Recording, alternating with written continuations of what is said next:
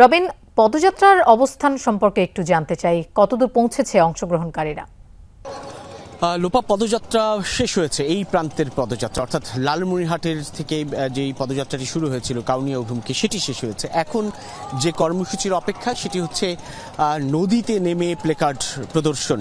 আমি যেখানটায় দাঁড়িয়ে, এটি তিস্তা নদী। এটি তিস্তা আবার পরেই একটি শস্য ক্ষেত, তারপরে আরও বিস্তীর্ণ চর, যেখানটায় আসলে পানি থাকার কথা ছিল, কিন্তু ঠিক সেখানে পানি নেই। পানি আছে একেবারে মাঝ বরাবর সরু একটি জায়গায়, এবং সেই জায়গাটাতেই তিস্তা পাড়ের মানুষ এখন নামবেন। 1:00টায় সেই কর্মসূচির নির্ধারিত সময় সেখানে নেমে প্লেকার্ড প্রদর্শন করবেন, এবং তার মধ্য দিয়ে তারা জানাবেন পানির প্রয়োজনীয়তা আসলে কতটুকু, পানির জন্য কতটা দুর্ভোগে পড়তে হয় এই অঞ্চলে মানুষকে, পানি আবার কি করে নিঃস্ব করে ফেলে এই তিস্তার বিস্তীর্ণ অঞ্চলের মানুষগুলোকে।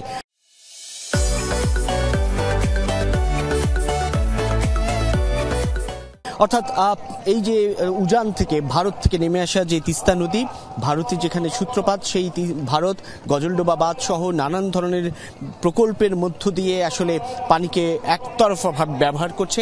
এমন অভিযোগের প্রেক্ষিতেই ভুক্তভোগী এই অঞ্চলের মানুষজন দীর্ঘদিন ধরে যেই দাবি জানিয়ে আসছিল তিস্তার পানির ন্যায্য হিস্যা, অর্থাৎ যেই আন্তর্জাতিক আইন অনুযায়ী তিস্তার পানির যেন বন্টন সমবন্টন হয়, এবং সেই সঙ্গে তিস্তা মহাপরিকল্পনা বাস্তবায়ন, যার মধ্য দিয়ে এই যে পানি নদীটা দেখা যাচ্ছে, সেটি নদী খনন করার মধ্য দিয়ে পানির প্রবাহটা স্বাভাবিক করার মধ্য দিয়ে মূলত এখানকার মানুষের জনজীবনে যে নেতিবাচক প্রভাব পড়েছিল সেখান থেকে উতরে ওঠার একটা সুযোগ তৈরি হবে। এবং এই পারে হচ্ছে লালমনিরহাট অংশের কর্মসূচি। ঠিক নদীর ওই পাড়টায় দাঁড়িয়েছে বলা চলে কাউনিয়া, অর্থাৎ রংপুরের কাউনিয়া এলাকার মানুষজন। তারাও এই কর্মসূচির সঙ্গে একাত্মতা পোষণ করেছে।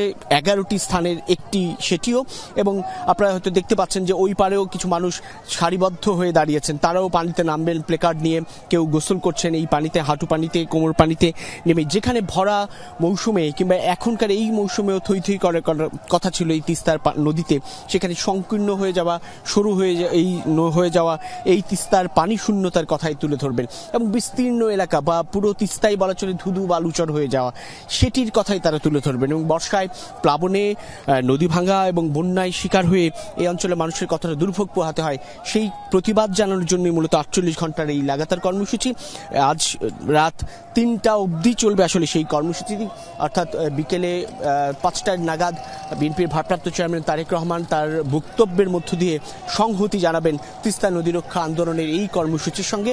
এরপরও চলবে সাঁতাও চলচ্চিত্র প্রদর্শন, জারি গান, সারি গান, পালা গান, ভাওয়াইয়া এই অঞ্চলের গান, সেসবের মধ্য দিয়ে তারা তাদের দুঃখ দুর্দশা দুর্ভোগের কথাই তুলে ধরবেন এবং দাবি জানাবেন তিস্তার পানির যেন সমবন্টন নিশ্চিত হয়, সেটি তিস্তা মহাপরিকল্পনা যেন বাস্তবায়ন হয়। লোপা। রবিন, আপনাকে ধন্যবাদ আমাদের সাথে যোগ দেওয়ার জন্য। আমরা দর্শক দেখতে পাচ্ছি আমাদের আরেক সহকর্মী মাঝারুল মান্নানকে, রংপুর থেকে তিনি আমাদের সাথে যোগ দিয়েছেন। মাঝার, আপনি যে পয়েন্টে আছেন সেই পয়েন্টে আজ আর কি কি কর্মসূচি আছে এবং তিস্তাপাড়ের মানুষরা আসলে কি বলছেন? লোপা, এই যে তিস্তা জাগো বাহে তিস্তা বাঁচাই যে স্লোগানটি দিয়ে যে কর্মসূচিটি শুরু হয়েছে সেটি কিন্তু আজ দ্বিতীয় দিনের মতো আছে, এবং আমি যে মহিপুরের যে গঙ্গাচড়ার যে মহিপুর পয়েন্টে আছি, এখানে 3টি স্পট জমায়েতে নির্ধারণ করা হয়েছে। আমি যে স্পটটিতে আছি এটি একটি, আমার ডান পাশে একটি এবং বাম পাশে আরও একটি আছে। আমি যদি আপনাদেরকে একটুখানি দেখাতে পারি, আমার যে ডান পাশের যে স্পটটি আছে সেই স্পটটি থেকে তো এখন যে প্লাকার্ড প্রদর্শন, অর্থাৎ এই দাবি আদায়ের জন্য যে প্লাকার্ড প্রদর্শনের যে বিষয়টি, সেটি এখন এই মুহূর্তে নদীতে করা হচ্ছে। অর্থাৎ নদীতে যে হাঁটু বা হাঁটুরও কম পানি আছে, সেই পানিতে আপনি যদি একটুখানি ক্যামেরায় দেখানো যায়, সেটি হচ্ছে তারা কিন্তু মার্চ পোস্ট করছেন, অর্থাৎ নদী দিয়ে তারা হেঁটে যাচ্ছেন। সেখানে ওই রংপুর অংশের যিনি সমন্বয়ক জনাব শামসুর রহমান শামু এবং মাহফুজুন নবী ডনের নেতৃত্বে সেটি হচ্ছে। এবং কিছুক্ষণ আগে এই যে পয়েন্টটি আছে, এই পয়েন্টটিতেও সেই নদীতে প্লাকার্ড প্রদর্শন হয়েছে, অর্থাৎ নদীতে হেঁটে মার্চ করা হয়েছে। এখানে কালীগঞ্জের একজন বিএনপির নেতা এবং একজন এই আন্দোলনের সমন্বয়ক জনাব রকুনুদ্দিন বাবলুর নেতৃত্বে সেটি হয়েছে। এবং এই আয়োজন থেকে যেটি আজকে বলা হচ্ছে যে আজকে এখানে গান হবে, সাংস্কৃতিক অনুষ্ঠান হবে। এখানে এই 3টি স্পটে আজকে বক্তব্য রাখবার কথা রয়েছে বিএনপির স্থায়ী কমিটির সদস্য জনাব মেজর অবসরপ্রাপ্ত হাফিজ উদ্দিন আহমেদ, তিনি এখানে আসবেন। এবং আপনি জানেন যে 11টি পয়েন্টে কিন্তু এভাবে লক্ষ মানুষের জমায়েত হয়েছে।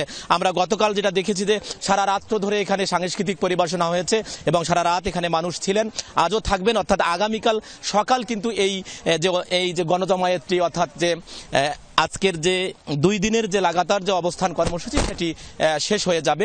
এই সবার একটাই দাবি যে যেভাবেই হোক না কেন আন্তর্জাতিক পরিমণ্ডলে চাপ প্রয়োগ করে হলেও তিস্তার পানির যে ন্যায্য হিস্সা এবং তিস্তা মহাপরিকল্পনা এই সরকারের আমলে কাজ শুরুর দাবি জানিয়েছেন এখানে যারা অংশগ্রহণ করেছেন।